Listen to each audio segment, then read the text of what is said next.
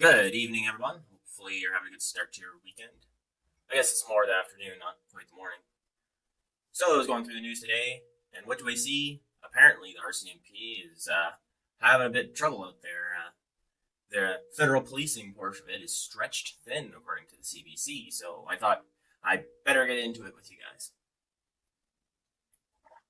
So, I have my coffee here, and the CBC news over here, and let's get at it. So, from the CBC News. RCMP ability to defend national security is eroding, report warns. They say federal policing is stretched thin and is putting Canadians at risk. Management Advisory Board says the RCMP's federal wing is at a critical juncture, and its ability to police key files like foreign interference, terrorism, and financial crime is on the line, says a recent report from the Mounties Independent Advisory Board. After studying the sustainability of federal policing for more than a year, a task force set up by the External Management Advisory Board drafted a report that says the RCMP must change to survive, and the federal government needs to step up to protect Canadian safety. So I think where this whole report and stuff came from was after what was called the Nova Scotia massacre. So what happened there was a man. Um, Sorry, I have to be correct for YouTube. So a man used a pew pew to put small holes in 22 people. So and it was one of the biggest tragedies Canada's seen since forever. So I believe it was the judge criticized the Mounties for this, or for how they kind of controlled this and investigated it. So they set up an internal investigation to see if the Mounties can do anything better, or if they were training their people wrong. And you'll see that as we go down in the article.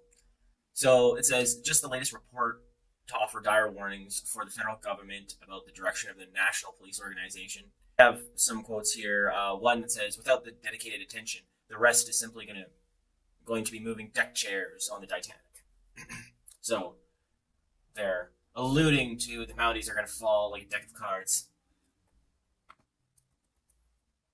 Federal policing is the section of the RCMP that investigates some of the most complex criminal files, those involving national security, organized crime, money laundering, cyber attacks, and war crimes. So this is why we couldn't really get the SNC-Lavalin scandal figured out. Same with the Chinese foreign interference in our elections, and what else was there? Oh yeah, the RiScam scandal. That took forever too, but I don't know if the Royal Mounted Police were on the job there until recently. So I'll have to keep in the news and look to see if there's any charges against what's his face there, and how long it takes them to do that. So the RCMP is also responsible for boots on the ground policing in large parts of the country, including many rural and remote areas. That's definitely true with Alberta. Alberta contracts the RCMP out for their own police. So pretty much, if you're Alberta doesn't have an Alberta provincial police. So, say you grow up in a small town, Alberta, you're gonna have the RCMP there. You're not gonna have the APF, the Alberta Police Force, or something. Not like Ontario, where Ontario has the OPP. I think Quebec has their own as well. I can't remember what it's called. Maybe it's the QPP. And I think most other provinces have their own. I'm not quite sure about Saskatchewan.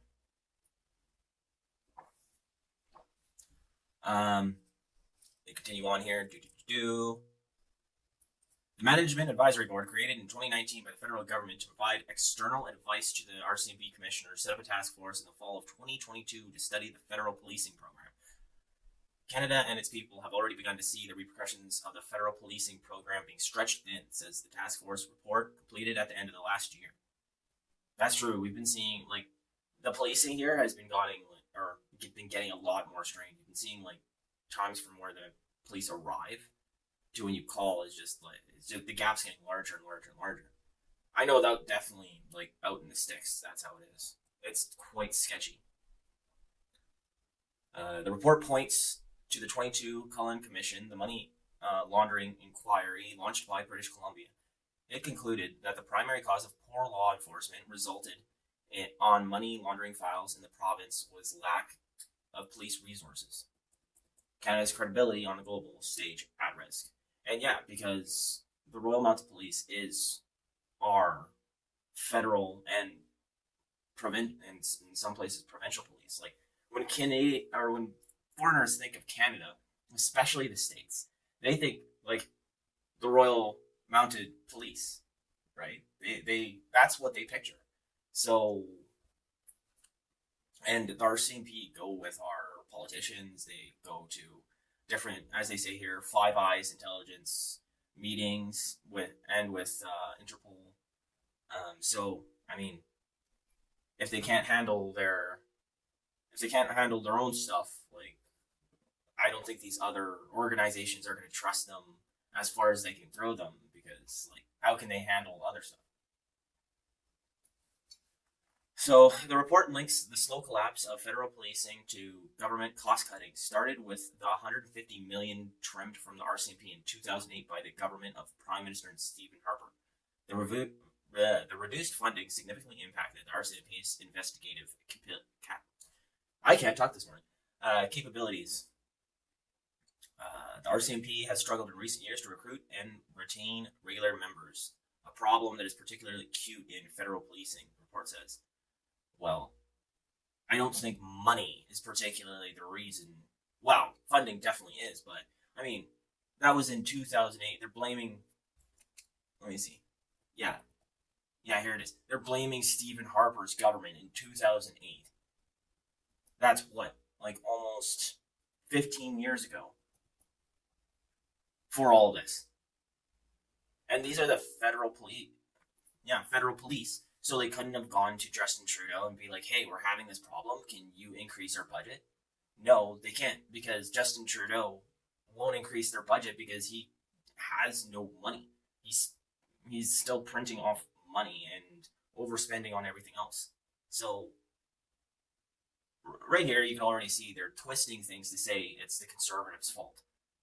And to be fair, Prime Minister Stephen Harper was one of our best prime ministers. Like you can criticize, like he probably didn't do a lot well, but kind of think what was happening in 2008 around the world. Think about it. People forget what happened in 2008. What listeners in the U.S. I'll give you a moment. You probably know this answer, right?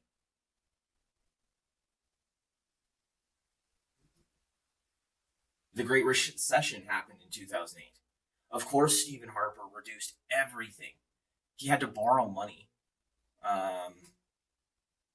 I think he borrowed money from the banks in other countries to keep us from going into the same recession as the United States, which is difficult since they're our biggest trading partners. Like, you know how difficult that probably was? But, yeah, I mean, after 2008, but, I mean, I don't know how long that recession lasted, but I think it lasted until, like, what, 2010, 2011?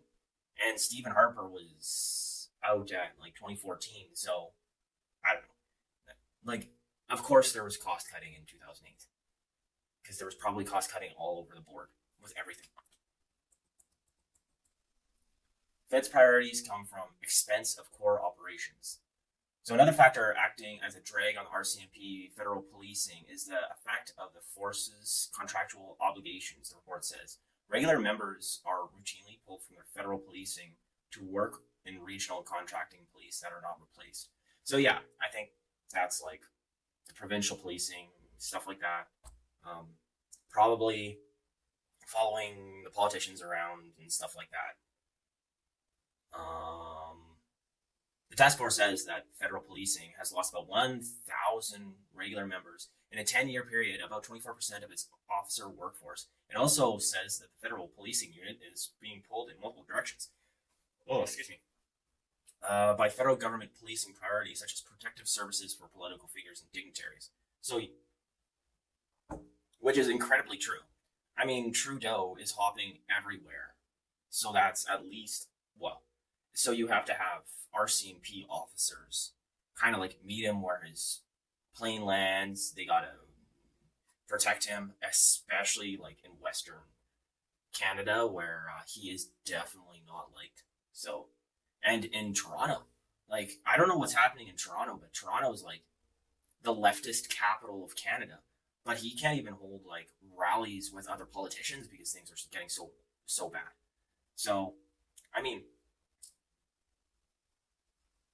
okay, I gotta think. I gotta think of my words. Right? It's not awesome that he's like getting attacked, but or that he can't hold rallies because that means there might be trouble for other politicians. But it's great that Torontarians are noticing that the Liberals aren't that in a bag of beans, but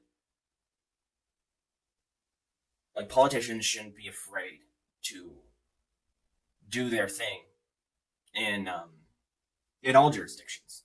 So, and they're most likely needing more and more and more um, police for that.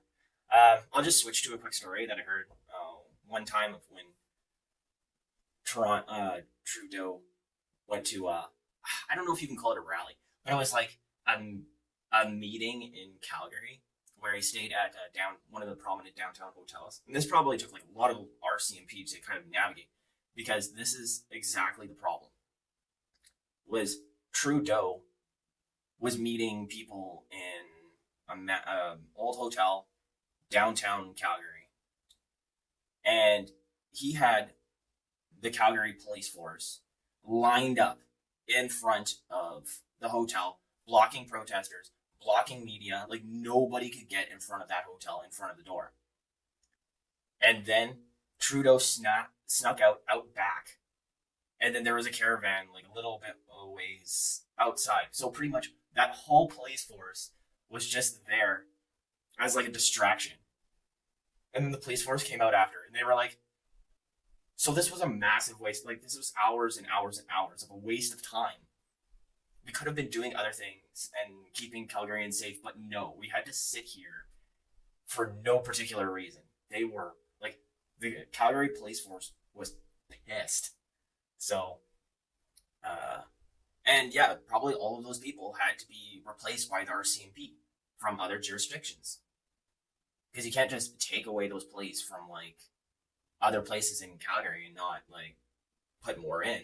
That would be nuts. Though the city of Calgary is kind of nuts, so the advisory board recommends that the RCMP focus on training would-be investigators' specialized skills. And this is nuts too, right here. Some reports, 10 recommendations suggest alternative training structure that would allow recruits with specialized skills to join the federal policing unit directly without going through depot training. But they can this because of a union. Of course, because of a union would do that. They probably said, "Oh, it's not fair for the older boomer ones." Boomers. No, I'm just joking. I'm just joking. I'm just being millennial there. Because they say here that regular members are generalists. Mounties get the same initial training as cadets at the depot in Regina, whether they're being tasked with patrol work in New Minas, Nova Scotia, or taking on a mob boss. So that means they're learning on the job from like scratch. And I can tell you with, I'm going to switch this to a job thing. I can tell you with training engineers who have no practical experience that this is probably the most annoying thing for the older RCMP because it slows everything down when the recruits don't know like anything. When they only have a general knowledge and kind of iffy, it just clogs everything up. So I think, and this is what they were trying to do, is they were trying to do some sort of apprentice program where they took, and this is what I get from it here, is they tried to do an apprentice program where it's like, okay, hey, you're probably, you want to go into this, okay, we're gonna send you to this place to kind of shadow these people, and yeah, the federal investigations unit, and oh, okay, we'll teach you more about the money laundering part, because that's what you'll be doing. Okay, over here, oh, you're interested more in cybersecurity. Okay, we'll have you shadow the cybersecurity part, and they take them sort of away from where the general on the ground to put them into these places because that's where they're gonna go, right? Which would make sense and streamline. So when they actually get out of training, they actually have like practical knowledge. So, but no, because they say right here, yeah, where was I? A concept RCMP was piloting before it was paused by a union complaint. Of course, the union would screw that up. While the Management Advisory Board was set up to provide the RCMP Commissioner with guidance, its latest report saves its most pointed language for the federal government. After all, the remit of federal policing is the very core of the mandate of the RCMP. Yeah, the advisory board reports echoes recommendations made by Parliament's intelligence and security watchdogs, the National Security and Intelligence Committee of Parliamentarians. So, pretty much they want, or they're hoping that the RCMP will focus more on federal matters than like probably boots on the ground provincial. But I'm just taking a sip of my coffee. So this is why I think that's going to happen. I'll let you guys read more through this. Oh, actually, we have a little bit more to go.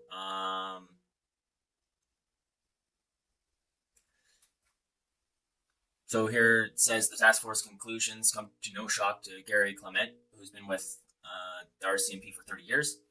He said they're only keeping competent investigators for maybe 3 years, and that it takes at least 5 years for them to be effective. It's time, and he goes on to say, it's time we take a look at an organization and ask ourselves, can we really afford to keep the group trying to be all things to all people?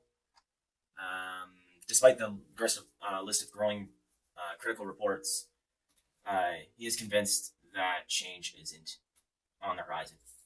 I think with the Canadian population getting larger and larger and larger, and more people coming in from like foreign countries, more immigrants, more I can't think of the word now. I can't think of the word. More illegal people. Can't use the word immigrants, but I can't think of the word now. Coming into Canada, I think, from my point of view, the Royal Mounted Police has to focus more on cybersecurity, money laundering, like federal, Canadian, as a whole, criminal activity, especially like with scams. Because online stuff right now, the scams and like foreign interference with everything, it's just getting more and more and more prominent. And it's just going to get worse and worse and worse. Like, it's not going to get better. So I think it's coming to a point where provinces are going to have to kind of release, will stop contracting the RCMP to, and start creating their own provincial police. Like, especially Alberta. I know Alberta is looking at this, and I know a lot of people are like, oh, that would cost more money, our tax dollars. And it's like, well, a lot of our tax dollars are going out to contract the RCMP, so just allocate that money to an Alberta police force. Like, the cities already have their own, so, and the infrastructure is already there. You just need the people. So, and the RCMP that want to stay in Alberta can just switch over, like, stay as a provincial police force. Because, like, a lot of the RCMP that are here, right, they are born and raised here, and they probably want to stay because they're families and because they're part of the community, yada, yada, yada. So, I don't know. I think that's the way that it's going to have to go, because just how the world's changing to a more digital, and it seems like things are getting a little bit more crazy out there. But what do you guys think? While you subscribe because of this awesome content, also leave your comments below on what do you think the RCMP and the federal government should do. Are they going to do? And have a good day.